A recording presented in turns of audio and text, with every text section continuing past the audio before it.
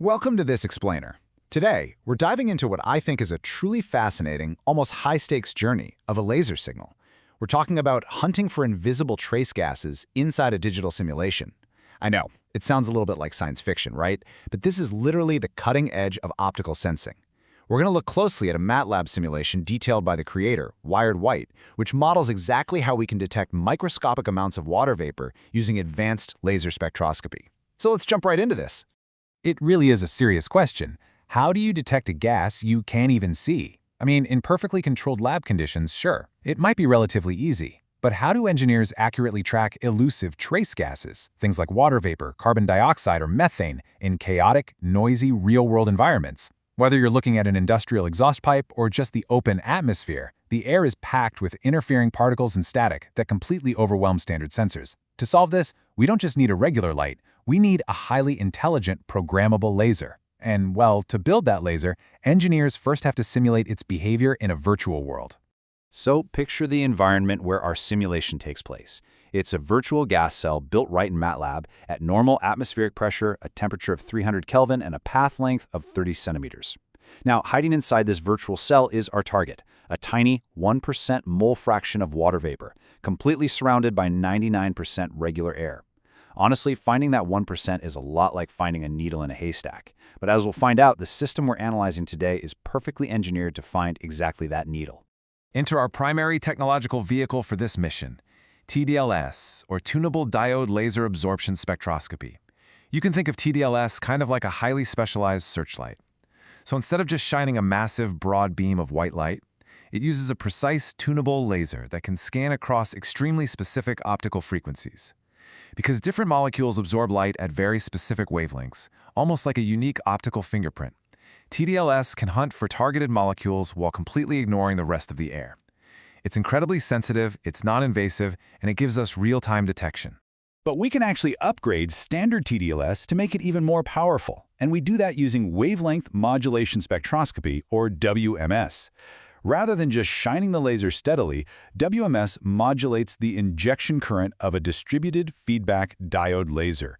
What that means is the laser's wavelength is rapidly swept back and forth around our target absorption feature at incredibly high frequencies. We're talking typically in the kilohertz to megahertz range. This high-frequency modulation turns a simple beam into a precise, noise-cutting weapon.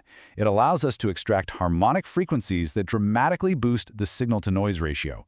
So what's the exact frequency we need for this mission?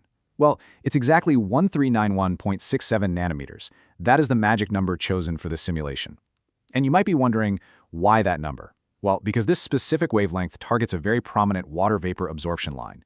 It offers a really excellent balance. It has a strong line strength for water, but it also sits right in a window of atmospheric transparency, meaning it experiences minimal interference from other atmospheric species. Basically, it's perfectly calibrated for practical sensing. Okay, so how do we actually simulate this entire process in MATLAB? Well, here is the gauntlet our signal has to survive. First, we generate the base and modulation signals. Second, we simulate the gas absorption. Third, we inject artificial noise. And fourth, we use digital filters to rescue the data. It's a real journey, so let's walk through it step by step. The journey begins with the birth of a pristine, mathematically perfect modulated laser signal.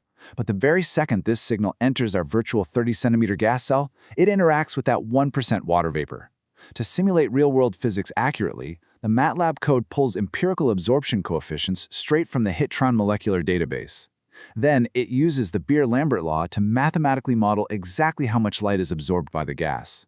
So at this point, the signal carries the exact concentration of the water vapor, but it's about to hit a massive roadblock.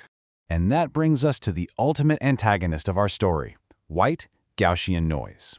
Look, in a perfectly clean simulation, extracting the water vapor data would be a total breeze.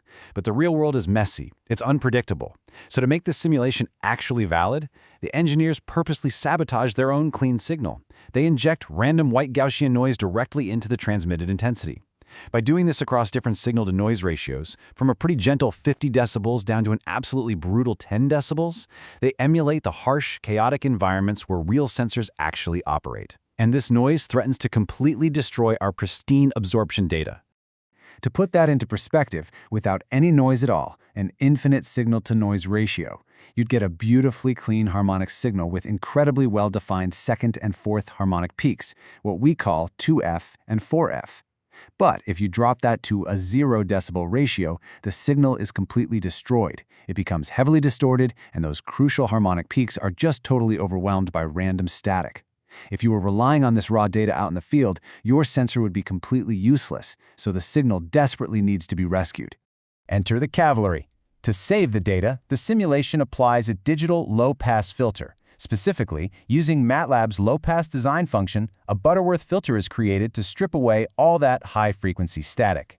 You can kind of think of this filter like a precision tuning dial on an old car radio. When all you hear is loud, harsh static, this filter slowly turns the dial, cutting through the noise to lock back on to the true harmonic signal broadcasting right beneath the chaos. The system even features this really brilliant feedback loop.